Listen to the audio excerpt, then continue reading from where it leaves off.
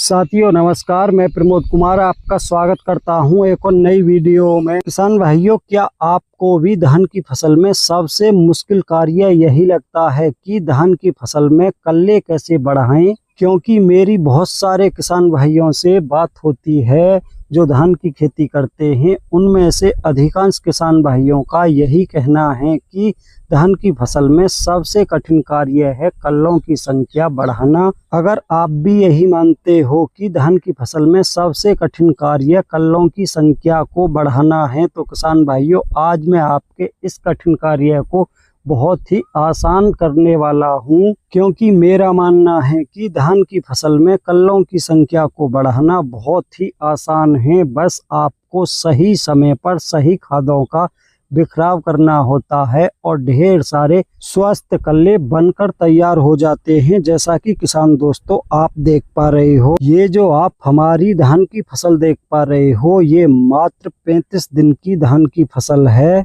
अगर इसमें इस समय कल्लों की संख्या की बात की जाए तो किसान भाइयों इस समय पर एक पौधे से लगभग 60 से 70 स्वस्थ कल्ले बनकर तैयार हो चुके हैं। तो किसान भाइयों, अगर आपके धान की फसल इस समय पर 25 से 35 दिन के बीच की हो चुकी है और आपके धान की फसल में कल्लों की संख्या काफी कम है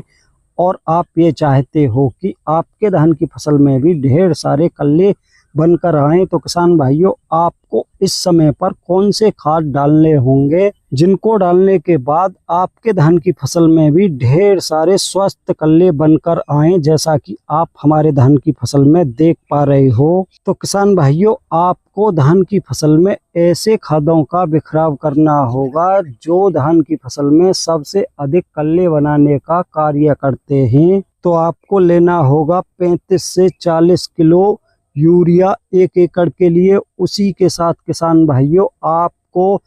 5 से 7 किलो जिंक सल्फेट लेनी होगी 33% और साथ में लेनी होगी आपको 5 किलो फेरस सल्फेट और उसी के साथ 5 किलो मैग्नीशियम सल्फेट। और किसान भाइयों इसी के साथ आपको लेनी होगी 2.5 से 3 किलो और इन सभी को अच्छी प्रकार से मिक्स करने के बाद आप अपने धान की फसल में बिखराव कर दें। और किसान भाइयों, अगर आपके धान की फसल में पानी नहीं है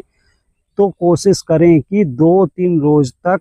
2 से 3 इंच पानी भरकर रखें, क्योंकि फुटाव के समय धान की फसल में सबसे अधिक जरूरत होती है पानी की। तो कोशिश यही करें कि इनका बिखराव करने के बाद अपने धान की फसल में 2 से 3 दिन के लिए पानी भरकर रखें। लेकिन किसान भाइयों, पानी अधिक मात्रा में भर के नहीं रखें, बस आपको 2 से 3 इंच ही पानी भरकर रखना होगा। और उसके बाद आप देखोगे कि आपके धान की फसल में मात्र 5 से 7 दिनों के बीच में ढेर सारे नए स्वस्थ कल्ले बनने शुरू हो जाएंगे। अगर किसान भाइयों इस समय पर आपके धान की फसल में तना छेदक या पत्ता लपेट की समस्या भी दिखाई दे रही है, तो उसके लिए एक आप अच्छा कीटनाशक इन्हीं खादों के साथ अवश्य मिला लें। अगर किसान भाइयों आपने पहले ही इन सभी खादों का बिखराव अपने धान की फसल में कर लिया है, फिर भी आपके धान की फसल में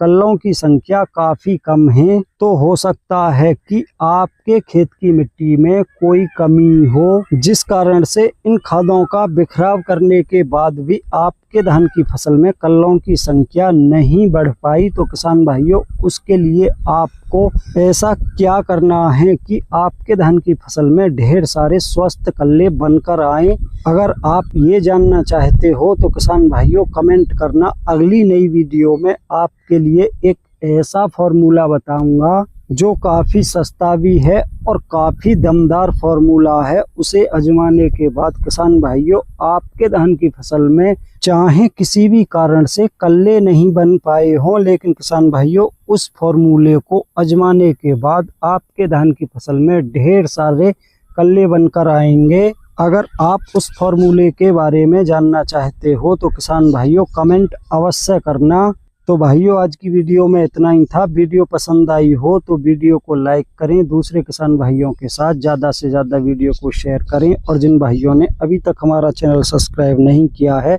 कृपया हमारे चैनल को सब्सक्राइब करें, साथ ही घंटी के बटन को ऑल पर सेलेक्ट कर दें